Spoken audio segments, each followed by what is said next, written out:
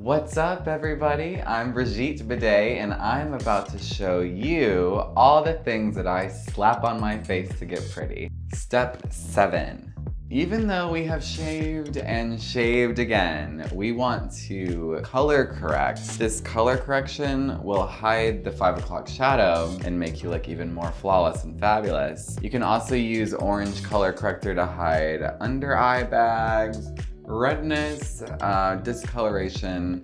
However, for the purposes of today, we are going to use it as a beard blocker. There is a bluish tint to the hair growing in, allegedly. I don't really see it, but I kind of failed at color theory in art school. So you just want to get a little bit of the product on.